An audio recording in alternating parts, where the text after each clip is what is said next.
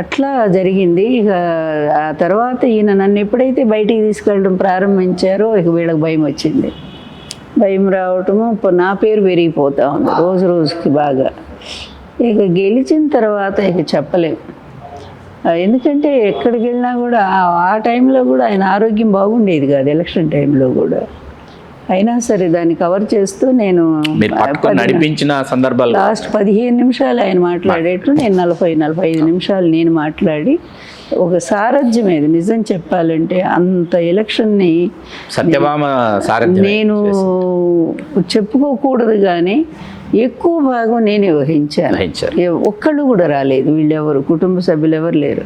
కుటుంబ సభ్యులు ఎప్పుడు రారనుకోండి, కనీసం అల్లుళ్ళైనా రావాలి కదా ప్రచారానికి, ఎవరు రాలేదు. మేమిద్దరమే తిరిగాము. ఒకవైపు ఆయన ఆరోగ్యం చూసుకుంటూ ఇంకొక వైపు నేను ఇట్లా ఎలక్షన్ ప్రచారం పాల్గొంటూ ఏమి జనాలు జనాలు జనాలు జనాలు అట్లా చేస్తే అంత మంచి రిజల్ట్ మాకు వస్తే. అంతకుముందు ఒక కుట్ర, ఈ పార్టీ గెలవదని. ఈనాడు రామోజీరావుకి ఎన్టీఆర్ గారికి పడదు, ఎప్పటి నుంచో పడదు. సరే ఇక నేను వచ్చేసరికి మరి నిజంగా కూడా ఎన్టీఆర్ గారు ఒక మాట అన్నారు, మీకు గుర్తుండే ఉంటుంది, లక్ష్మి రాకపోయినా కూడా ఇది జరిగేదే, నాకు ఈ వెన్నుపోటు నాకు జరుగుతుంది అన్నారుగా. ఆ మాట ఆయన అన్నారుగా, ఇది వెన్నుపోటు నాకు జరిగేది ఇంకో రకంగా జరిగేది అంతే తప్ప. ఎందుకంటే పదవీ ఆశతో అధికార వ్యామోహంతో కళ్ళు మూసుకుపోయి ఉన్నాడు చంద్రబాబు నాయుడు. అందువల్ల ఏదో విధంగా అతను అధికారం కోసం కాచుకొని ఉన్నాడు. గుడ్లగోబుల కాదు, ఏమంటారు, vulture. Vulture is a patient bird అని. Vulture is a patients bird కదా, అట్లాంటి వల్చర్ లాగా ఉన్నాడు అని చెప్పారు నాకు. ఎన్టీఆర్ గారు చెప్పారు, బహిరంగ కూడా చెప్పారు ఆ మాట. ఆడియో క్యాసెట్లు కూడా మీకు గుర్తుండే ఈనాడులోనే ఇచ్చారు. ఎమ్మెల్యేలంతా కూడా వైస్రాయ్ హోటల్ ఉన్నప్పుడు ఒక స్టేట్మెంట్ ఇచ్చారు. నా దగ్గర ఉన్నాయి అన్నీ కూడా, నీ దగ్గర కూడా ఉంటుంది కాపీ. ఏమిచ్చారు, మా టార్గెట్ లక్ష్మీపార్వతి కాదు, ఆమె భుజం మీద తుపాకీ పెట్టి ఎన్టీఆర్ మా టార్గెట్ అని వాళ్ళే ఇచ్చారు కదా. మరి వీటన్నిటి వాటి రుజువు అవ్వటల్లా ఏంటి అధికారం కోసం అనేది. ఆమె ఇప్పుడు ఒక సేవ చేసి నిస్వార్థంగా ఏమీ ఆశించకుండా ఒక్క చిన్న పోస్ట్ కూడా నేనేం తీసుకోలేదు కదా. టెక్కలి తర్వాత అదిబూచిగా చూపించింది టెక్కలి తర్వాత అదేది మన అమ్మ మీకు గుర్తుంటే నిమ్మ అతను ఎవరు, నిమ్మక జయరాజు, నిమ్మ గోపాలరావు గారు, అది ఎస్టీ నియోజకవర్గం కొత్తూరు, రాయలసీమ హిందూపురం కాదు, నిమ్మలకి ఇష్టపు గారిది. అప్పుడు ఏదో ఎలక్షన్ ఆగిపోతే మన సాయిబాబా గారి బ్రదర్ ఉన్నారు కదా, జానకిరామ్ గారు, ఆయన వచ్చి 2 రోజులు ఇక్కడ హోటల్లో ఉండి మమ్మల్ని కలిసి ఒప్పించడానికి లక్ష్మీపార్వతి గారిని ఆ సీటుకు పంపండి, అతను వద్దు మాకు, ఆమె ముఖ్యమంత్రి భార్య వస్తే మా మొత్తం బాగుపడుతుంది, అనంతపురం అభివృద్ధి చెందుతుంది అని ఎన్టీఆర్ గారిని ఒప్పించడానికి ప్రయత్నం చేస్తే ఆయన ఎప్పుడు ఒకే మాట, నాదేమీ లేదు, ఆమె ఒప్పుకుంటే నాకు అభ్యంతరం లేదు, ఆమెను ఒప్పించుకోండి. ఈ టెక్కల్ సీటు అదే, ఇది అదే, ఈ 2 సీట్లు కూడా మరి నాకే వ్యామోహం ఉంటే అప్పుడు నేను కంటెస్ట్ చేస్తే నేను మంత్రిని గానా ఆయన క్యాబినెట్లో, అదేం పెద్ద కష్టమా? మీరంతా వేసిన కార్టూన్లు అదే కదా, పిచ్చి కార్టూన్లో అలా అవ్వాలనుకుంటున్నారని పిచ్చి మీ కార్టూన్లన్నీ అదే కదా. ఆమె పెత్తనం చేస్తూ ఉంది, ఎన్టీఆర్ది ఏమీ లేదు అని నా కొంగు పట్టుకొని తిరుగుతున్నట్టు వంటింట్లో ఉంది, ఇట్లా పిచ్చి పిచ్చి కార్టూన్లన్నీ. మరి అట్లాంటప్పుడు నాకు వ్యామోహం ఉంటే, నా భర్త నా చేతిలో ఉంటే నేను అడిగి తీసుకోవడం ఎంతసేపు? ఇంత చిన్న లాజిక్ ఎట్లా మర్చిపోయారు మీరు? లాజిక్కే కదా, చిన్న లాజిక్ కాదు, పెద్ద లాజిక్. అధికారం కోసం వచ్చిందాన్ని అయితే నా భర్త పూర్తిగా నాకు లొంగిపోయి ఉన్నప్పుడు నేను తీసుకోవడం ఎంతసేపు?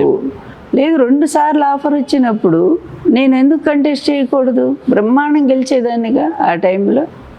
మరి ఎందుకు చేయలేదు నేను? వాటికి సమాధానం చెప్పమనండి ముందు. కొన్ని పార్టీ పదవైన ఏదో ఒకటి తీసుకోవాలి. డాక్టర్ వెంకటేశ్వరరావు కూడా అటు పోయినప్పుడు ఎన్టీఆర్ గారు అన్నారు తీసుకోమని, నాకు వద్దన్నాను నేను. కనీసం ప్రచార కార్యదర్శి అన్నా తీసుకోమన్నారు, వద్దన్నాను నేను. పార్టీ పంచుకోవడానికి కాదు కదా కుటుంబం అంటే, మీరున్నారు చాలు, మీ వెనక నేనున్నాను చాలు. అట్లా ఒక నిస్వార్థంగా సేవ చేసిన దాని మీద నిందలేసి ఆయన పడగొట్టడానికి ఎంత దుర్మార్గం అంటే శ్రీకాంత్, ఇక్కడ మెయిన్ అసలు చాలామంది ఆ కుట్ర కోణాలను అర్థం చేసుకోలేకపోతున్నారు. ప్రధానంగా ఎన్టీఆర్ గారు ప్రైమ్ మినిస్టర్ అవుతారు నెక్స్ట్ ఎలక్షన్ తర్వాత. అది వాజ్పేయి గారు ఓ ప్రకటన చేశారు, మీకు గుర్తుందో లేదో, ఏమనంటే నెక్స్ట్ ఎలక్షన్ తర్వాత ఎన్టీఆర్ గారు ప్రైమ్ మినిస్టర్ అయితే మేము కూడా సపోర్ట్ ఇస్తామని చెప్పి ఒకటి చేశారు. ఇదంతా కూడా కాంగ్రెస్కి మంటే కదా. అందువల్లనే పివి నరసింహారావు వాళ్ళతో చేతులు కలిపేశారు. ఆ టైంలో ఎన్టీఆర్ గారు ఫోన్ చేసి నేను పార్టీని డిజాల్వ్ చేస్తాను, మీరు యాక్సెప్ట్ చేయండి అంటే, ఒక ముఖ్యమంత్రి లేదు పార్టీ అధ్యక్షుడు అధికారంలో ఉన్నప్పుడు డిజాల్వ్ చేస్తా అంటే చెయ్యాలా, అది రూల్ కూడా, గవర్నర్కి చెప్పాలా. గవర్నర్ అతని శిష్యుడు, పివి నరసింహారావు గారు శిష్యుడు, ఆయన చెప్పలేదు. చెప్పకుండా ఆపి ఆపి ఆపి దాన్ని పొడిగించే కృష్ణకాంత్ గారే కదా. కృష్ణకాంతే, ఆయన ఎక్కడ సోషలిస్టు, ఎంత కమ్ముడు పోయాడో అందరికీ తెలుసు. అందువల్ల మీకు బాగా గుర్తుంటే రామారావు గారు టెక్కల్లో పోటీ చేయడానికి కారణం 89 ఎన్నికల్లో గెలిచినటువంటి నాగావళి గారి మీద విపరీతంగా మీకు వ్యతిరేకత వస్తే అప్పయ్య దొర గారు నాగావళి గారు ఒకటే పోట్లాడుకుంటుంటే నేను వచ్చి మీరే పోటీ చేయండి, వాళ్ళిద్దరు ఇది చూడలేకపోతున్నామని అప్పుడు రామారావు గారిని తీసుకెళ్ళింది టెక్కల్. ఆ చర్చలు ఆ రోజు జరిగినప్పుడు అందుకే ఆయన అక్కడ నిలబడింది. గెలిచారు, 2 గెలిచారు. గెలిచి ఇది వదిలేశారు, టెక్కలు వదిలేశారు.